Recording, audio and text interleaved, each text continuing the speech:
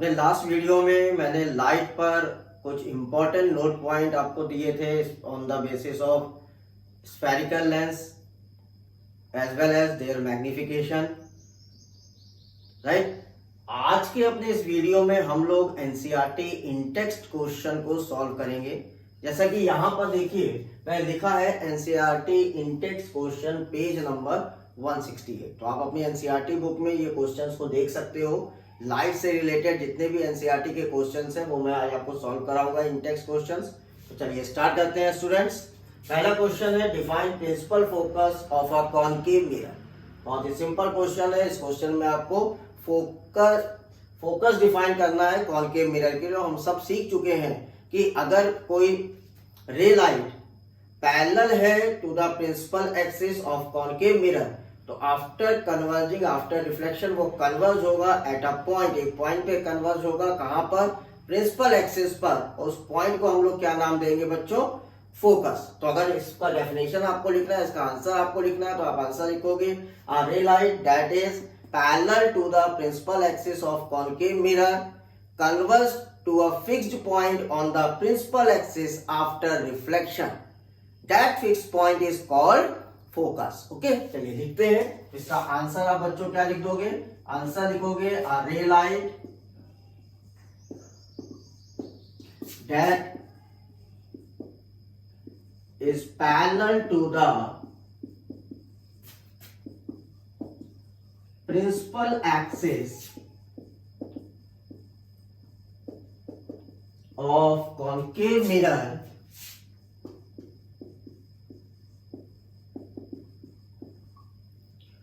converge at a point, at a fixed point on principal axis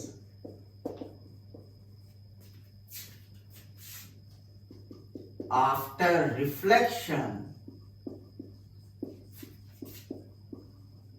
is called focus, or you can write principal focus.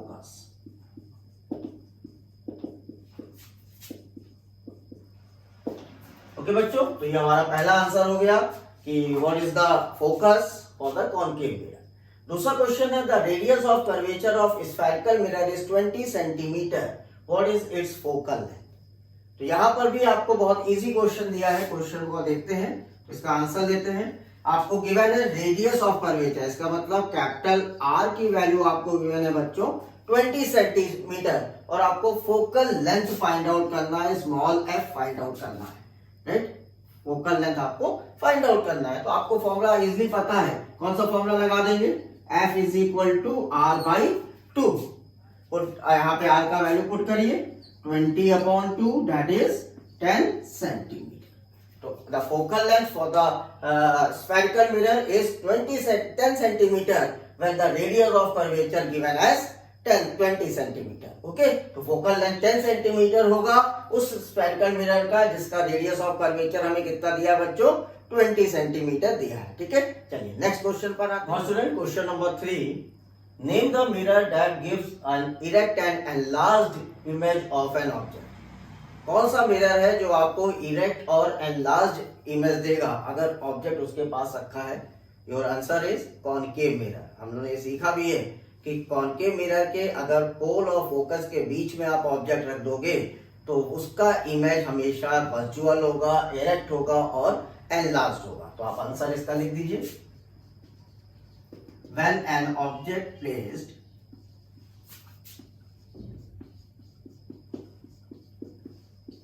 between pole and focus of a concave mirror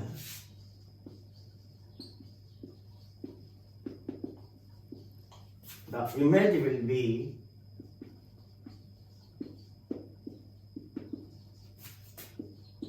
virtual, erect and enlarged.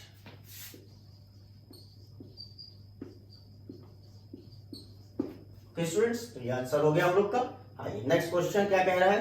Why do we prefer the convex mirror as a rear view mirror for vehicle. ये मैंने आपको last video में use of convex mirror पर भी सिखाया था कि हम लोग कॉन्वेक्स मिरर को रियर व्यू के लिए क्यों रखते हैं, क्योंकि कॉन्वेक्स मिरर हमेशा हमको वर्चुअल, राइट, इरेक्ट और डिमिनिश्ड स्मॉल इमेज देता है, और अगर उसका कोई भी ऑब्जेक्ट उसके पास रखा होगा तो इसीलिए हम लोग हमेशा कॉन्वेक्स मिरर को रियर व्यू में रखते हैं, क्योंकि जिससे कि ड्राइवर जो है अपने पीछे का जितना भी ट्रैफिक है इजिली अपने मिरर में देख सके। तो आप इसमें आंसर लिख दीजिए,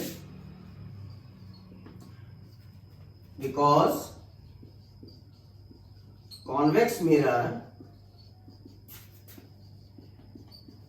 gives virtual, erect and diminished image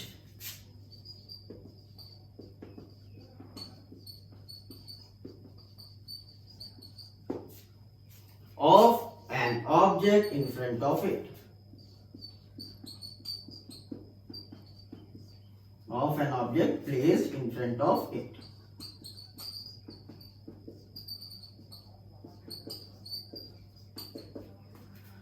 So, convex mirror used as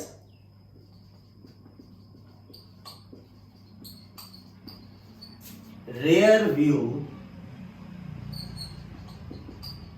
mirror for vehicle,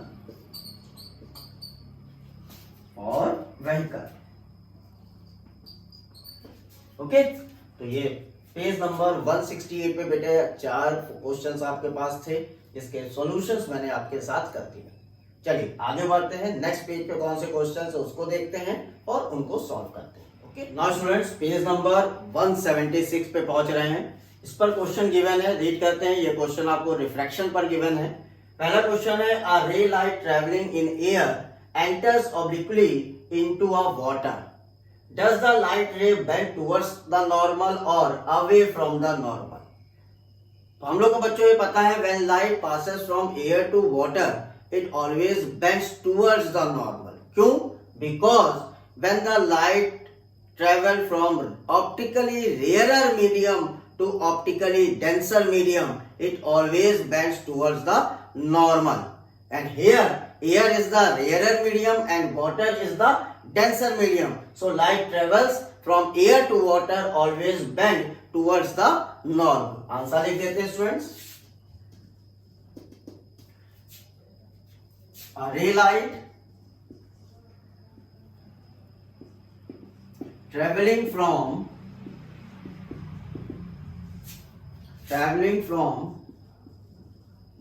air to water always bend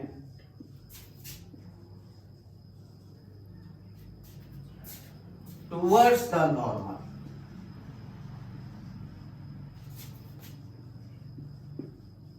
Because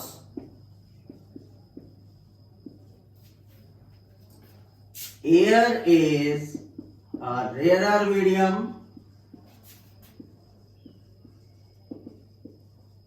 and water is denser medium.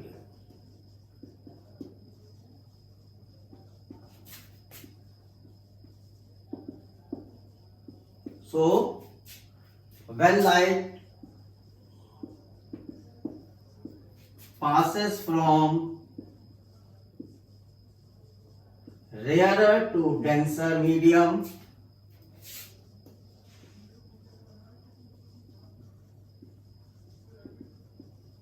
it bends towards the normal.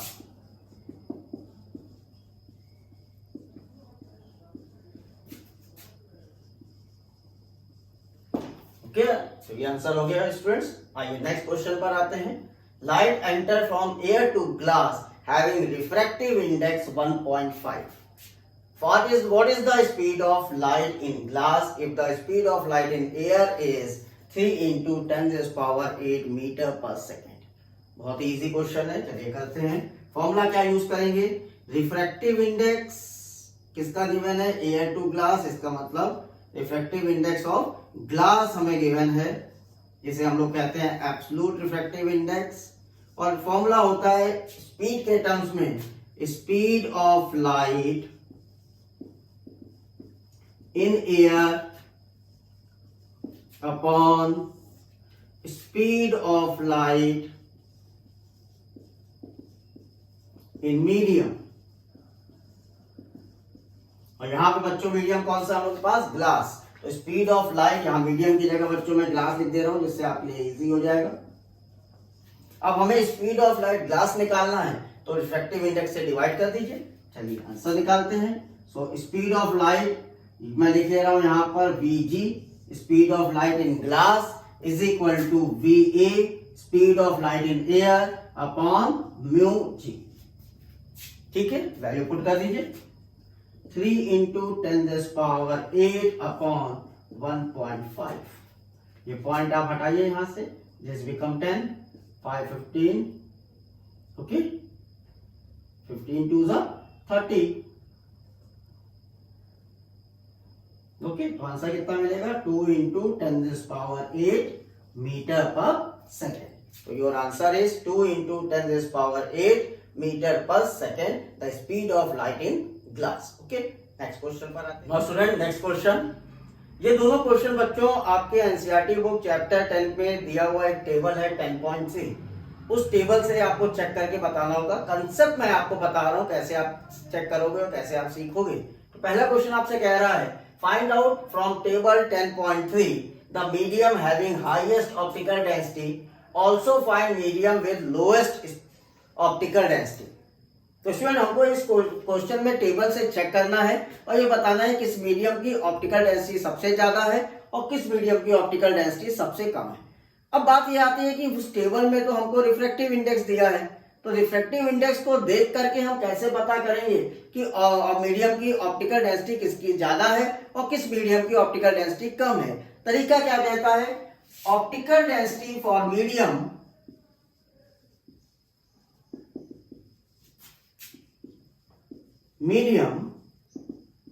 is directly proportional to its refractive index।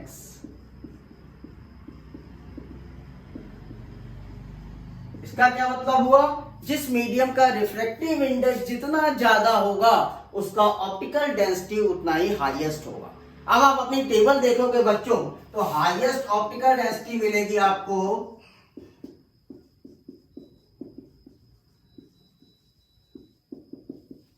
Medium मिलेगा आपको diamond,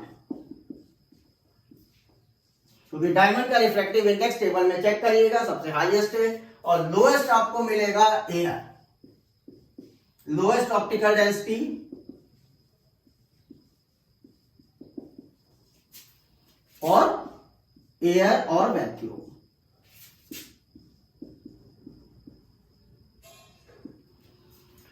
तो ये answer हो गया। Optical density कैसे पहचानेंगे? Proportional to refractive index of that medium. इसका मतलब optical density is related with the refractive index of that medium. जिस मीडियम का रिफ्रैक्टिव इंडेक्स जितना ज्यादा होगा उसकी ऑप्टिकल डेंसिटी उतनी ही ज्यादा होगी। तो आंसर हमें मिला highest optical density for diamond and lowest optical density for air. चलिए नेक्स्ट क्वेश्चन पर आते हैं। You are given kerosene, turpentine and water. In which of these does the light travel fastest? किसमें लाइट सबसे ज्यादा तेज होगी वो हमें निकालना है। Use the information from table 10.3। Table से आपको इंफॉर्मेशन कलेक्ट कर लेंगे। तो तीन मीडियम यहाँ आपको दिए गए हैं, कैरोसिन, ट्रप्टाइन एंड वाटर। तीनों का रिफ्रैक्टिव इंडेक्स बच्चों अगर देखें तो रिफ्रैक्टिव इंडेक्स फॉर कैरोसिन आपको टेबल में मिलेगा 1.44। रिफ्रैक्टिव इंडेक्स फॉर ट्रप्टाइन आपको मिलेगा 1.47 and refractive index for water आपको मिलेगा 1.3 अराउंड। ओके, तो अब तीनों में आप देखिए तो अब फॉर्मूला कैसे निकालेगा? अगर रिफ्रैक्टिव इंडेक्स का रिलेशन देखिए तो रिफ्रैक्टिव इंडेक्स होता है speed of light in air upon speed of light in medium. Speed of light in air upon speed of light in medium. तो अगर हम स्पीड ऑफ लाइट को देखें तो speed of light is inversely proportional to their refractive index by C constant है। इन दोनों का रिलेशन आप देखिए तो speed of light in medium is inversely proportional to their refractive index. इसका मतलब जिसका रिफ्रैक्टिव इंडेक्स जितना कम होगा स्पीड ऑफ लाइट उस मीडियम में उतनी ही ज्यादा होगी। तो इन तीन मटेरियल से देखें तो सबसे कम रिफ्रैक्टिव इंडेक्स किसका है? वाटर का। तो अगर सबसे कम रिफ्रैक्टिव इंडेक्स वाटर का है तो सबसे ज्यादा स्पीड ऑफ लाइट इन तीनों मीडियम में कंपेयर करें तो किसमें होगी? वाटर में। तो आप देख सकते हैं the speed of light is fastest in water.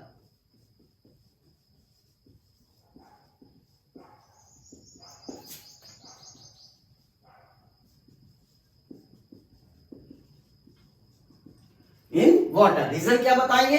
Because speed of light in medium is inversely proportional to their refractive index. Okay, please note down. Now students, the refractive index of diamond is 2.42। What is the meaning of this statement? इस statement का meaning क्या है जब diamond का refractive index हमें 2.42 दिया है? अब बच्चों रिफ्रैक्टिव इंडेक्स का रिलेशन ध्यान दीजिए। तो रिफ्रैक्टिव इंडेक्स का रिलेशन क्या है? Speed of light in air upon speed of light in medium.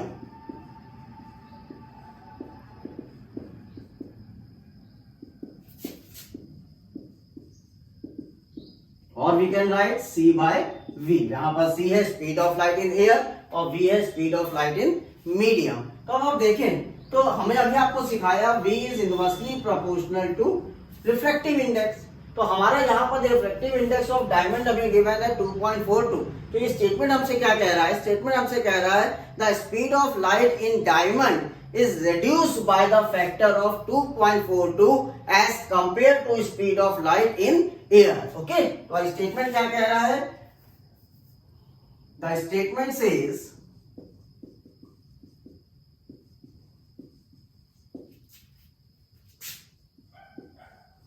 that speed of light in diamond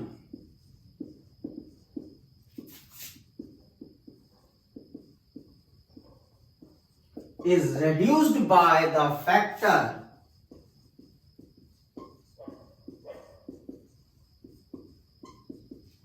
2.42 as it's compared to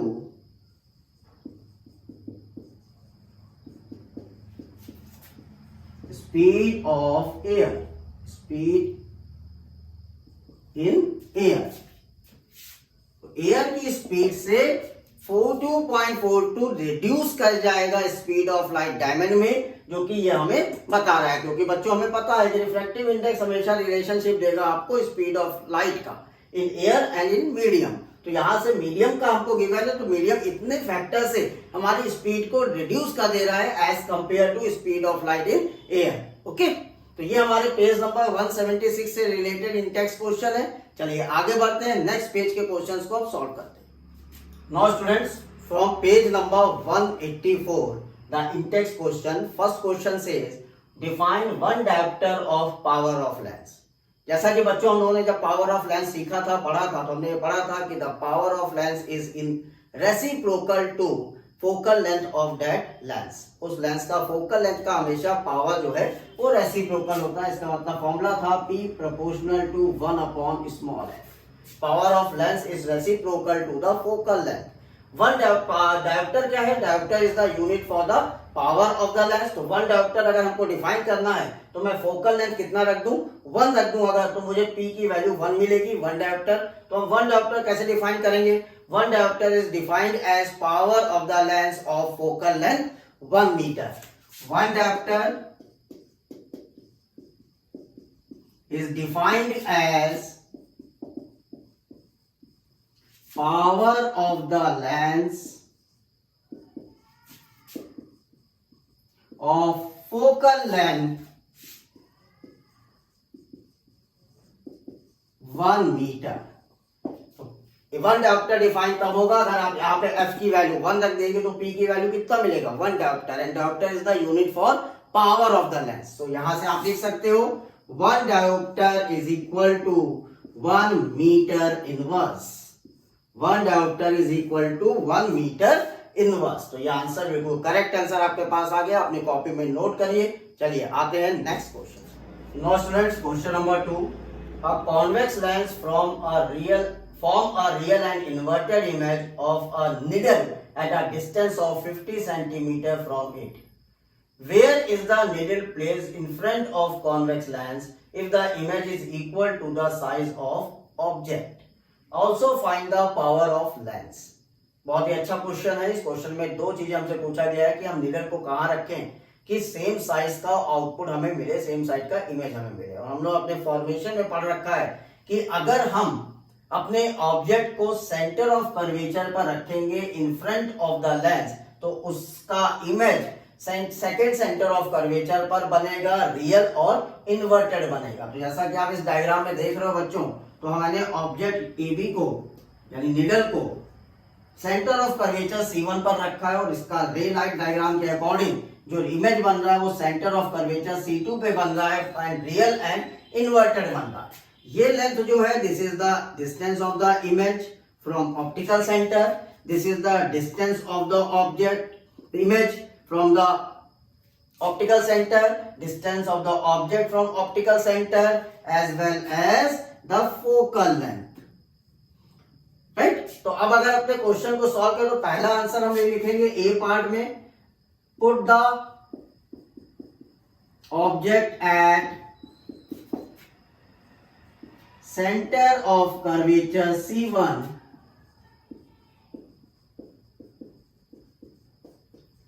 to get same size image.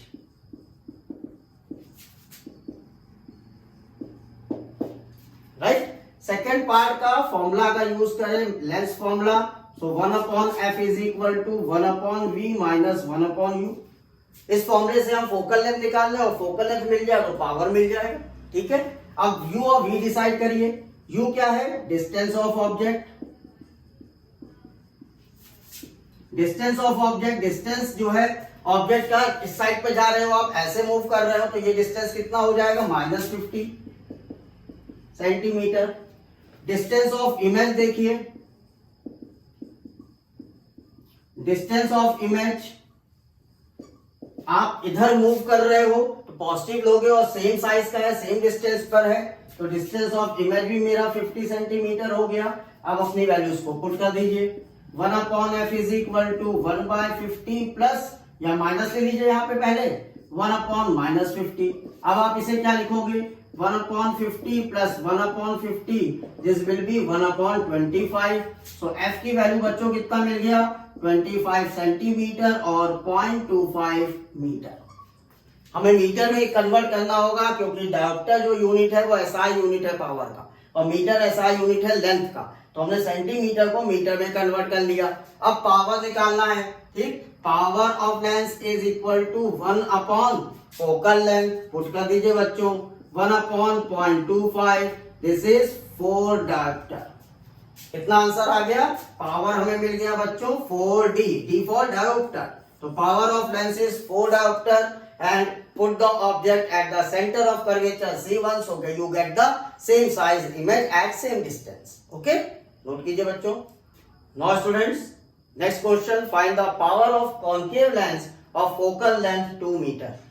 Concave lens का power निकालना है जिसका focal length 2 metre दिया। आपने कभी अपना, अगर जो लोग स्पेक्स पहनते होंगे उन्होंने देखा होगा कि आपका जो पावर वो चेक करते हैं तो आपकी निगेटिव और पॉजिटिव पावर बताते हैं। ठीक है, अब निगेटिव पावर कैसे आती है? हमेशा ध्यान रखिए स्टूडेंट्स, अगर कॉन्केव लेंस होगा तो उसकी फोकल लेंथ हमेशा आप निगेटिव लोगे और कॉन्वेक्स लेंस की फोकल लेंथ आप हमेशा पॉजिटिव लोगे। तो यहां पर हमें कॉन्केव लेंस दिया है तो focal length for concave lens